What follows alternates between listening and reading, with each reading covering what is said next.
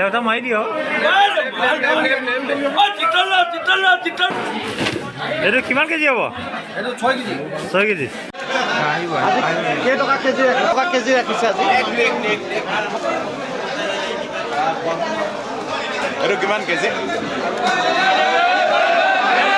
1200। ক'ৰ হয় মাছটো? ক'ৰ মাছ? ক'ৰ? লোকেল ক'ৰ?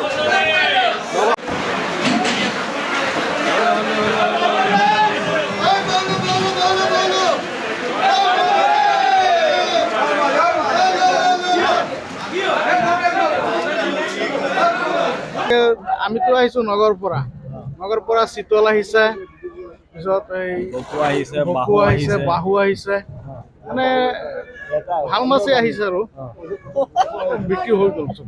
ঠিক আছে। কিমান হেৰি চিতল কিমানকৈ কি হৈছে, বাহু কিমানকৈ হৈছে? বাহু 300 টকাৰ পৰা 350 টকা আৰু চিতল 500 550 টকা। বাকী আৰু বাকী যিবিলাক সৰু ৰৌ মিৰ্কা আছিল সেইবিলাক 120 130 এনেকৈ হৈছে। আগতকৈ কমিছেনে? নাই, আগৰ সমানেই আছে। আগৰ সমানেই আছে। কিমান কুইণ্টেল আনিছে? মাছটো ধৰি লওক এটা গাড়ীত 5 কুইণ্টেল 6 কুইণ্টেল এনেকৈ আহে। গাড়ী লাগিছে টোটেল 10টা নেকি? 10টামান লাগিছে। মানে আগতকৈ বেছি মাছ আহিছে নে? মাছ আগতকৈ বেছি আহিছে। আগতকৈ মাছ বেছি আহিছে। খোৱা মানুহ যথেষ্ট বাঢ়িছে। খোৱা মানুহ বাঢ়িছে। মানে উৰুকা হিচাপত মাৰ্কেট হোৱা নাই, উৰুকা হিচাপত বজাৰ হোৱা নাই। এইটো মাছ আজি যিটো ৰেটত গৈছে, এনে উৰুকা বাদ দি পেলাই এনেকেই দাম। আজি ডিব্ৰুগড়ত মানে বিহু বুলি উৰুকা বুলি মাৰ্কেট হোৱা নাই, মাছৰ বজাৰ হোৱা নাই। কি কাৰণে হোৱা নাই? কম কিয় হোৱা নাই? এতিয়া মানুহৰ হাতত পইচা নাই নে বতৰ বেয়া নে কি? মাছৰ দাম বাঢ়িছে নেকি? নাই, বঢ়া নাই। আৰু যাৰা যেনেকুৱা মাছ আহিছে সেইটো হিচাপতে বিক্ৰী হৈছে। কাষ্টমাৰটো তেনেকুৱা নাই এতিয়া, ইমান ৰাতিপুৱা সোনকালে নাহে, অলপ দেৰি পিছত হ'ব কাষ্টমাৰ। বাহিৰৰ বেপাৰী মাছ আহিছে?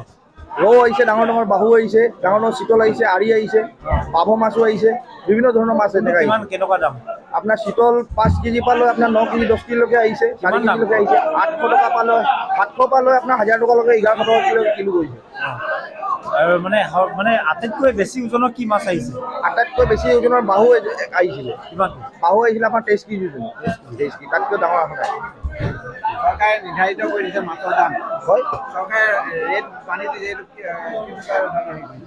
সেইটোতো এতিয়া আমিতো ক'ব নোৱাৰিম। এতিয়া বেপাৰী যিটো ৰেটত আমাক দিছে আমি সেই ৰেটতে বিকিব লাগিব। বাহিৰৰ পৰা যিটো ৰেটত আহিছে সেইটো ৰেটত আমি চিঙিব লাগিব। যিকোনো খবৰৰ বাবে যোগাযোগ কৰক 7099017330 লগতে 7099017110 নম্বৰত।